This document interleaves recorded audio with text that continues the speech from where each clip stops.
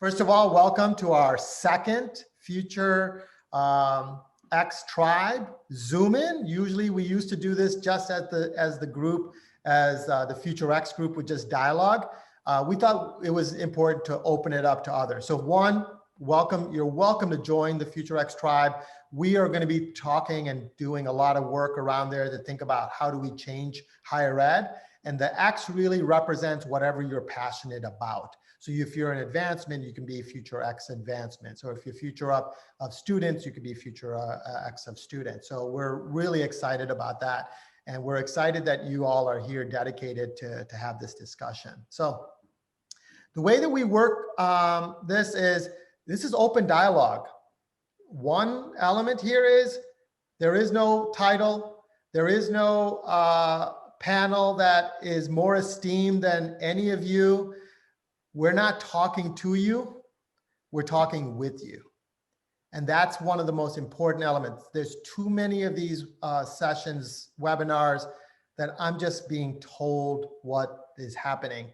And let's change that, because I think everyone's voice really matters as we move forward.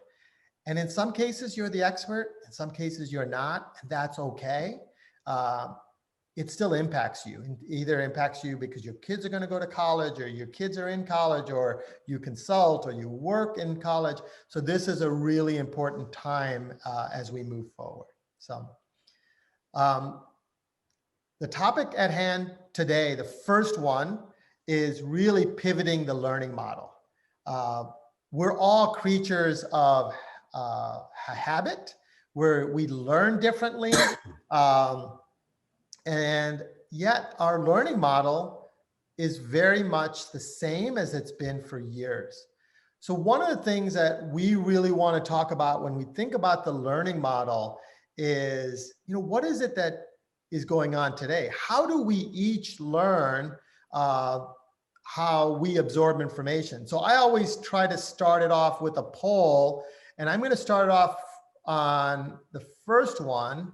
Is really, what is your learning chemistry? And I'm going to let you guys click this off. And anyone who wants to dialogue here around learning chemistry, go ahead, because I really believe there's 5 learning chemistries, and I kind of laid it out here. And I think this is important because while we learn in higher ed, we take that learning model and we apply it to the workforce. And as I focus on future of work, I also need to make sure I have the right people working for what I do, but how do I make sure that they're working on things, that they're absorbing the right information in the right way also. And I don't know if you guys can see the polls results as it's going once you submit. If you do, I don't know, I haven't done it yet, but I will give it about a minute, and usually I get about 90%. I think the 10% is me not doing it probably, or maybe someone else usually. But and I'm going to end the poll. Any last time? Anyone else want to submit really quick? Going once. Hey, that's it. 27. Look at that. That's it. I'm going to share the results. Can you guys all see it? All right. So I would love your thought on how you learn or how you absorb information, because I think this is a really important discussion that universities and colleges need to recognize, especially today. Think about us. We're all in different cities. We're in different places. Some are on your phone, some are on a computer. Even the way we learn is going to be changing. Would love your thoughts on that as we start the discussion here. So the question, Matt, really is a little clarification needed there. So is it, how do you currently absorb information, or how do you best absorb it in most cases? I would say both, because in most cases, I think learning is a part of that, right? The reason I didn't come out and say higher ed or education, as you guys all know, I've been focused on future of work. And future work is, what is the work of the future? Who will do that work? Where is that work done? What is that work? How do we reskill that work as you move forward? So the question is, as work changes, how do I keep up with it?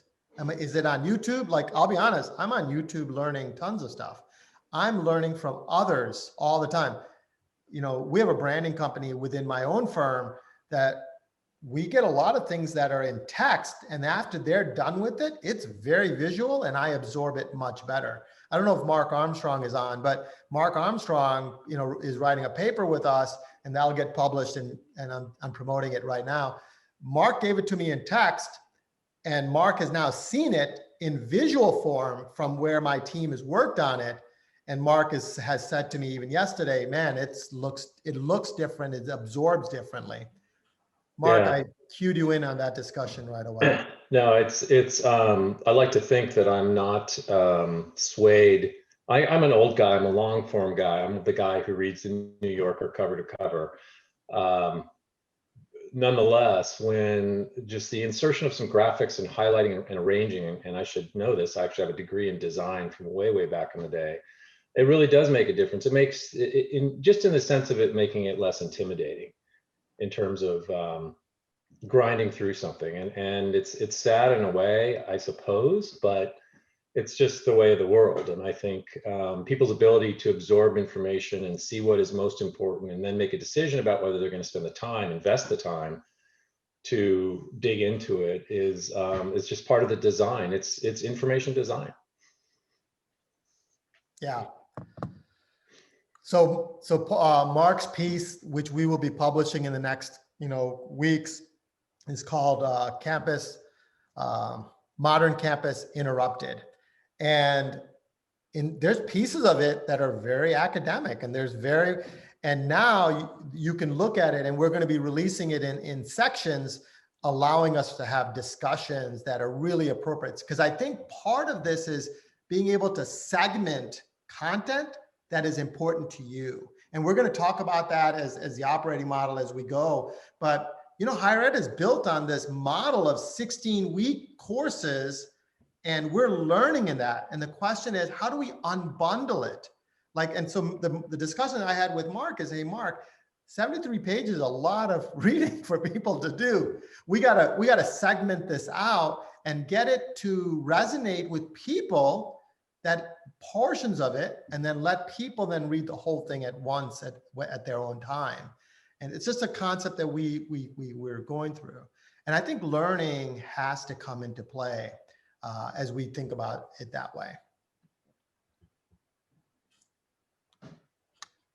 Can I make 2 comments? Sure. So I think on your poll, it was like, what, 93% of us chose hands-on learning. So my comment about that would be, out of that hands-on learning, is it just really hands-on ourselves, working online by ourselves, or was it hands-on learning when we were back in the office working with a team, or sitting at your coworker's desk and partnering with them and going through a problem, right? That's the part that I miss, the part that I absorb the most with hands-on learning. So I'm just going to make that comment to distinguish that. And then I also just want to say, I think moving forward, I think your comment about like segmenting out, maybe even looking at how different programs manage this, because I'm in a master's program, but it's a master's in security. We're very specifically focused. It's a challenge for us to do the asynchronous part. We prefer, as a small cohort, to be doing our work together. So I think that may not be the best for everybody. So I think maybe there's going to be a lot of work with higher ed and those that run various departments, looking at what is best for that particular program.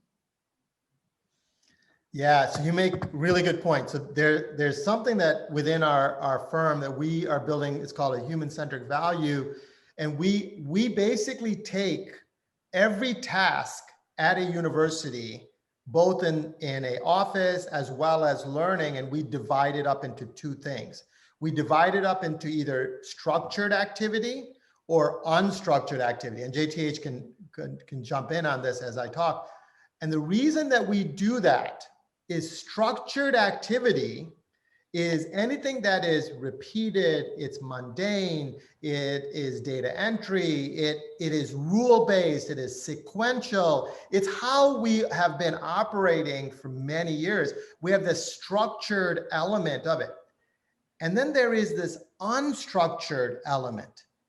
Critical thinking, critical reasoning, body language, allowing for you to feel connected with people, right? There's this unstructured element of it in our activities, both in the workplace and in the learning space. And when we look at it in both of those structures, and we keep it separate, when we look at structured activities, that's when we say those things could be done remote, those things could be done with automation, those could be done outside of the traditional campus or the workplace. But then when we look at it in a structured element, the unstructured element, those are the things that are hands-on, in person. And this is when you become an effective campus, an effective workplace, is because those activities become front and center. So we talk about flipped classrooms a lot of cases. I talk about the flipped campus, not only in your learning, but also what are the right things that student services should be doing where it requires unstructured element of it. And I think you can apply that both in programs as well as how does staff interact with students as well as, you know, their own employees and things like that. Yeah, I think you really hit something there, Lindsey, too, is that, you know, we tend to think about processes as being one thing. You know, it must all be visual, or it must all be, you know, automated. It must all have human interactions. And even within processes, there are different modes that make things successful. You know, I'm one who, to learn something, I've got to read it, and then I've got to go and try and do it either by myself or with somebody. And so there's not, you know, everything is kind of mixed. And so trying to find what's successful is trying to find that right balance between the structured, the unstructured, the in-person, and the impersonal, shall we say, of automation. I think it also is important to recognize that it takes, just like you were talking about, a combination of things to learn best. So you know, Matt, you asked us to pick the one, Yeah. which really I would have preferred to pick 2 or 3 that you could have fit picked with 2 each or other. 3. Sorry, Tawnya. I did not realize that. But sometimes the things that we have that are visual or video can very nicely complement the hands-on learning, and it takes that combination. So I put in the chat a framework that I use for structuring and designing course materials and course content around how to balance the things that we're doing and use those in the right combination for the purposes in which we're trying to teach. Yeah. So I apologize. I should have said it. All our polls, I make it multi-choice because reality of it is there's no real wrong answer, right? That you could have a combination of a lot of these things. So I apologize for that. There's a lot of chat going on the side. Dan Moran, I saw that you put something up. I don't know if you're able to talk through it. And then I think Tawnya just gave her the link. So. Yeah, I think there was, I had just mentioned about podcasts. I was working up at Loyola on the north side of Chicago, and unfortunately had to drive an hour and a half each way every time. Zoom wasn't around much, and they weren't much in a remote. So, you know, this is all new for some schools. But I spent a lot of time in the car. And so instead of wasting time listening to music and other things, I tried to find, whether it was, you know, sometimes, you know, even just playing a YouTube video on PeopleSoft development or something that was relevant. But I did pick up a lot of different podcasts, and I had never listened to podcasts before in my life. So it was kind of cool.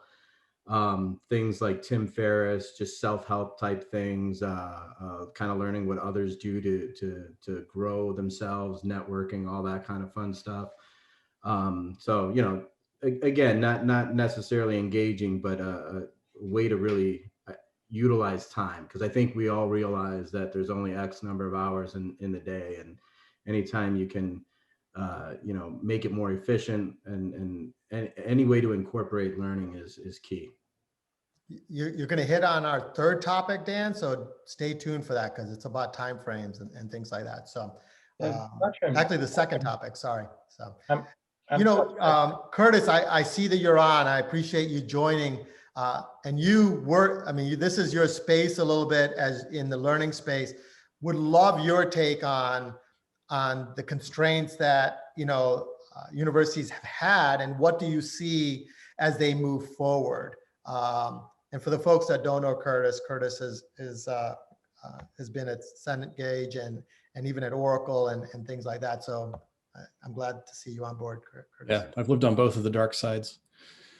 No, look, it's the modality question is certainly front and center, and I think at least what I'm hearing day to day is the acceleration the pandemic's brought to the fore has actually broken a lot of the anchoring that took place over the last couple of decades, particularly among educators, those that were reluctant to adopt technology because they didn't understand it, because they were scared of it. They were afraid it was going after their jobs, right? So those things really got in the way. And say over the last 6 months, I've heard a ton of fascinating stories of educators who say, I was forced to get into Zoom, or I was forced to think about different communication modalities, not just email, but other things that I could employ in my classroom. And now I'm seeing things that the value of technology coming to the fore that I could never get in a traditional didactic classroom model, right? Interpersonal is great, but it doesn't necessarily leave a trail of evidence, is one example. And so I think, the good news for people like me who've been in kind of this ed tech and technology for the benefit, right, and the advancement of teaching and learning is that this has broken kind of a dam, if you will, on attitudes, culture, right, particularly among teaching faculty, and is really going to drive what we think is going to be a really seminal shift in change in the kind of the approach to leveraging these tools. And I think where it leads us, if you think about, okay, so what does this mean for the next 10 or 20 years? It takes us down a fundamentally different path in terms of application of technology for evidence-driven learning outcomes. And that has all kinds of benefit across the dimensions of access and affordability, equity, things that really do matter in the industry broadly. And I hope it recenters, an industry that you could argue has lost its way on its teaching mandate the last couple of decades. And so, I for one am excited. I know a few of you that I see on this call who I know well are thinking similar dimensions. That's great, Chris. The notion of fear is the biggest reason schools and people don't change, even in our own life, right? We're afraid to change from a new version of iPhone because of the potential fear that we have. I'm a believer, I'm a believer higher ed's asset is knowledge. That's the asset that they really, the knowledge that they disseminate to market, to our society is the asset.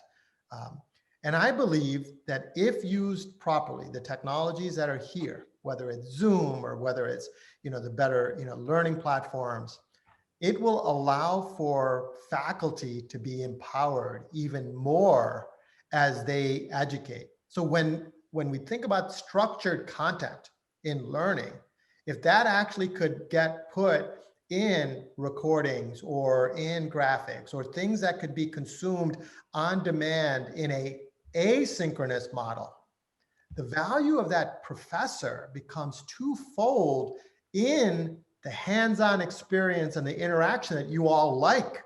The 93% of you that said, hey, I like that. That is where we will start to see higher ed change, is when faculty recognize that what we're saying for them to think about doing and think about doing it in a different way is because their asset of knowledge is going to be empowered in the space. That's just my take on it, and I'm a big believer of it as we move forward. Any other thoughts? And I'm going to move to another topic, but I think this is important if anyone has any more thoughts on it. I see some people kind of moving up to talk and then stopping. So I'll just make a comment and say that about 2 months ago, I took a version of this topic, and I'm pursuing it as my capstone for my master's program. Though, since I'm in a security program, right, I have to obviously meander security and technology within this topic. And so one of the questions that I've been researching the last couple of months is kind of the what, why, and how. Like, how can higher ed like transform and help sustain a business model within the telecommunication internet infrastructure long term? Because I do feel that there's a divide. There's a digital divide, and especially with rural and urban. And the pandemic has exacerbated that. I think you're seeing it with kids, and kids, they're our next customers, walking through our door. And so, what is our stake? And it's defining that stake. What is our stake long term in this? Yeah. And the reason that, when we thought about a hybrid campus, and the reason that I picked learning as the first topic is because I believe we have to center around what the value is that each of these universities and colleges have to focus on, and that's learning, right? Keel in our pre-mingle talked about there's 4,000 schools, and we're trying to figure out how do they all survive. The reality of it is each of them have to figure out what is their value to market, what knowledge are they disseminating that's going to serve a purpose for their student body as they move forward. And that's why, and the reason I kind of say this is a lot of you that are in this group, we've been in this space supporting the operating side of higher ed, right? We've been designing the admissions offices and the financial aid offices and all these things. The reality of it is once learning shifts and once they start to do things differently in the classroom, the operating model has to be able to support it. And that's the kind of discussion that I want to continue to have, is because I don't want us to continue to keep spending a lot of money, millions on admissions offices and financial aid offices and records offices operating on a space that isn't going to make that institution relevant and sustainable. And that's why I had this as the first topic.